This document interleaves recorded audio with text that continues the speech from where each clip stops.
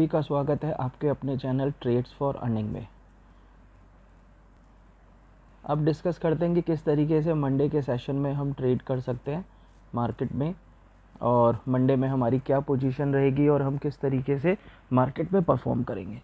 सबसे पहले डिस्कस कर लेते हैं कि फ्राइडे को मार्केट ने क्या करा। देखो, फ्राइडे को मार्केट में हुई एक बड़ी गैप डाउन ओपनिंग, और उस ओपनिंग के बाद में क्या हुआ, गैप डाउन ओपनिंग के बाद में सबको लगा कि मार्केट बियरिश है। रीज़न तो सबको पता ही था कि किस रीज़न की वजह से मार्केट ये सारी चीज़ें कर रहा है, लेकिन जो पोजीशंस थी वो वहाँ पर गैप डाउन में खुलने के बाद मार्केट ने कहीं ना कहीं अपने आप को रिट्रेस किया, राइट।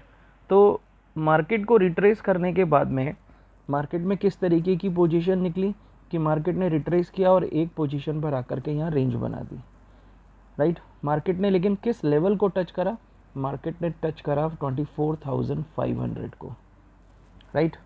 और अगर मैं आपको एक लेवल कहूँ कि below this, below 470 and 440 market और भी बियरिश हो जाता है, जिसके चांसेस यहाँ पर थोड़े से स्ट्रॉन्ग है। रीज़न, क्योंकि फ्राइडे के सेशन में जिस तरीके से डाउ जोन्स ने क्लोजिंग दी है, मोर देन 1.79 का डाउन फ्रेम दिया है, राइट।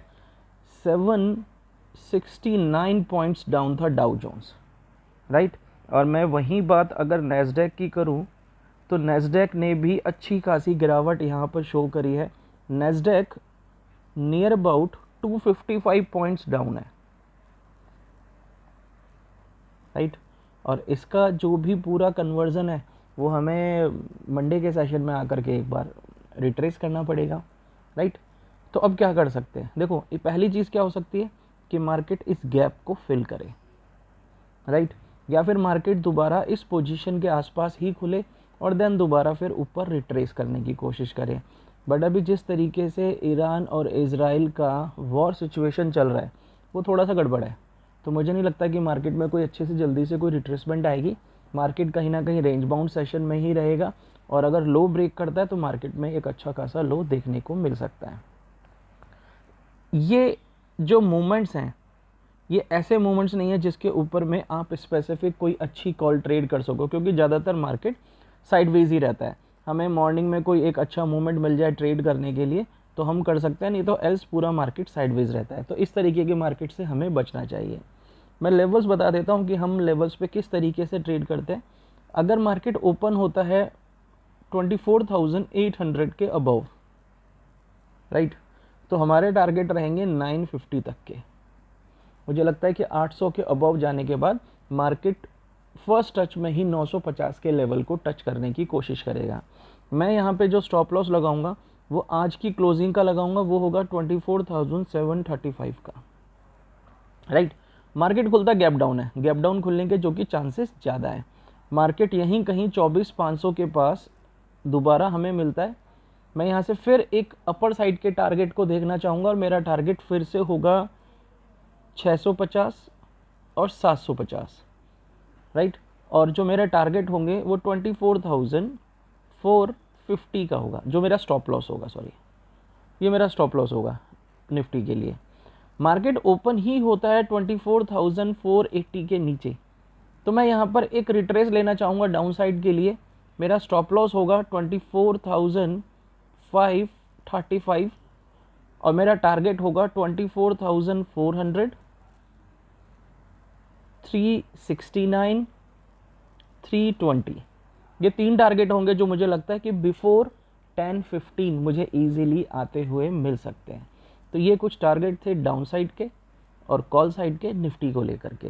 हम निफ्टी के ऊपर अपनी नज़र बनाए रखेंगे और उसके हिसाब से हम ट्रेड करेंगे। अब बात करते हैं बैंक निफ्टी की। देखो, बैंक निफ्टी ने भी सेम उसी तरीके से वर्क किया जिस तरीके से आपके निफ्टी ने किया था। एक अच्छी खासी आपको पूरी की पूरी जो ट्रेड मिली वहाँ पर आपने उसको यूटिलाइज़ किया, और यूटिलाइज़ करने के बाद में उसने उस पोजीशन को वहाँ से हटा ही दिया। और ये हमारे लिए कैसी पोजीशन रही, ये देखिए। मार्केट कहाँ खुला, नियर अबाउट 55,100 के आसपास ओपन हुआ, और देन मार्केट ने जो एक सपोर्ट मतलब एक रेजिस्टेंस बनाया 55,570 का, बार बार उसे ब्रेक करने की कोशिश की, एक बार ट्रैप भी किया और देन उसके बाद मार्केट फिर वहीं का वहीं स्टेबल हो गया। गैप डाउन मार्केट खुलता है 55,200 के नीचे, फिर से बैठेंगे पुट पोजीशन के लिए 54,950, 800 और 500, ये 3 टारगेट होंगे जो कि मार्केट आपको इजीली दे सकता है। कॉल साइड, जब तक मार्केट 55,800 के ऊपर नहीं मिलता है हम कॉल पोजीशन पे नहीं बैठेंगे और हमारे टारगेट होंगे 56,200 तक। ये वन टाइम का टारगेट होगा जो कि आपको कल के यानी कि मंडे के सेशन में इजीली देखने को मिल सकता है। अब यहाँ बात करते हैं हमारे नेक्स्ट इंडेक्स की, वो है सेंसेक्स। मंडी की परफॉर्मेंस बहुत हद तक डिपेंड करेगी कि मार्केट किस तरीके से वर्क करेगा एक्सपायरी वाले दिन के लिए। सेम स्ट्रक्चर है जैसा कि पूरा का पूरा निफ्टी या बैंक निफ्टी में बना है।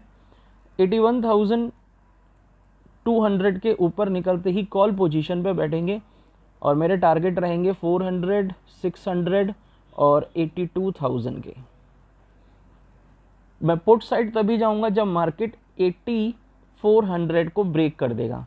मैं इस वाले एरिया में नहीं फंसना चाहूँगा, ये वाला एरिया मेरा नो ट्रेडिंग जोन के अंदर आएगा, या उस हिसाब से जो कंडीशंस बनेंगी मैं उस कंडीशंस में इसको लूँगा। 80,400 के नीचे 79,900 तक के मेरे टारगेट होंगे सेंसेक्स में, और मुझे लगता है कि कुछ इस तरीके के टारगेट ईजिली हमें मिल जाएंगे। अगर रेंज बाउंड सेशन रहेगा तो मैं ज़्यादातर बैंक निफ्टी को अवॉइड करने की कोशिश करूँगा और अच्छे ऑप्शंस सिर्फ निफ्टी और सेंसेक्स में ही फाइंड करने की कोशिश करूँगा। अब मेरा अगला स्टॉक है, यहाँ पे स्टॉक इसलिए ले रहा हूँ क्योंकि कुछ स्टॉक्स हैं जो अच्छा परफॉर्म कर रहे हैं ऐसे वॉर सेशन में भी।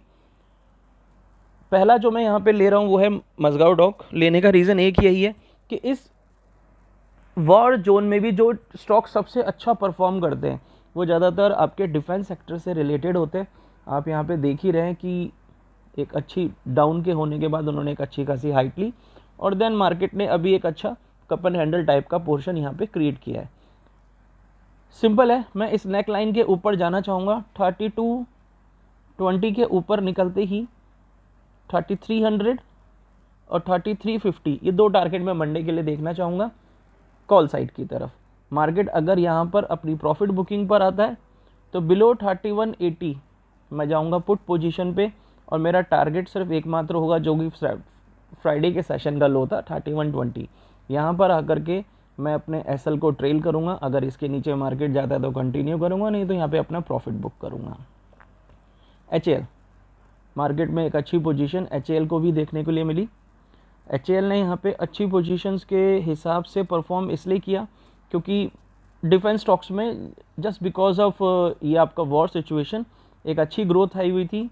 मार्केट ओपन हुआ था 4880 के ऊपर में और उसने नियर अबाउट 5080 का पूरा ग्रोथ लिया और हमने इसमें अच्छा प्रॉफिट बनाया था फ्राइडे के सेशन में। 5100 के ऊपर निकलते ही मैं बैठूंगा कॉल पोजीशन पे और मेरा टारगेट होगा 5250 का। मैं पुट साइड नहीं देख रहा, मुझे यहाँ जितना डिप पे मिलेगा मेरे लिए उतना अच्छी बात है दोबारा कॉल साइड पे जाने के लिए। तो एचएएल में मेरा कोई टारगेट नहीं है डिप साइड का। लास्ट मेरा स्टॉक है ओएफएसएस। लेने का सिर्फ एकमात्र रीज़न है क्योंकि इसने फ्राइडे के सेशन में पुट साइड में एक अच्छा प्रॉफिट देने की कोशिश की थी। हमने इसमें अच्छा खासा एक प्रॉफिट भी बनाया था। नाउ मार्केट कहीं ना कहीं आकर के इस लेवल के आसपास होल्ड करा है। 9400 के नीचे निकलते ही जो कल का लो था 9200 मेरा पहला टारगेट होगा और 9000 मेरा दूसरा टारगेट होगा जो कि मैं यहाँ पर लेना चाहूँगा।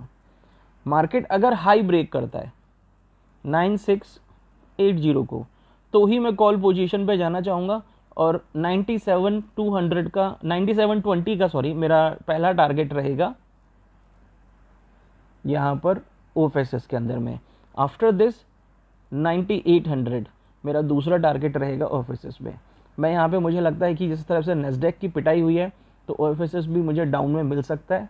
तो देखते हैं, लेट्स सी कि मार्केट किस तरीके से परफॉर्म करता है। एफआईआईज भी सेल करके गए हैं तो मुझे लगता है कि मार्केट में एक अच्छा खासा डाउन हमें देखने को मिलेगा। सो यहाँ पर आकर के मेरे इंडेक्सेशन के जो प्रोजेक्शन वो पूरे होते हैं। कोई भी क्वेरी हो तो आप मेरे कमेंट सेक्शन में मुझसे पूछ सकते हैं। लेवल्स को दोबारा देखने के लिए आप दोबारा से वीडियो को एक बार रिपीट कर लीजिएगा, जितने भी लेवल्स बताए हैं आप उनको नोट डाउन कर सकते हैं। So have a nice day, thank you, bye bye.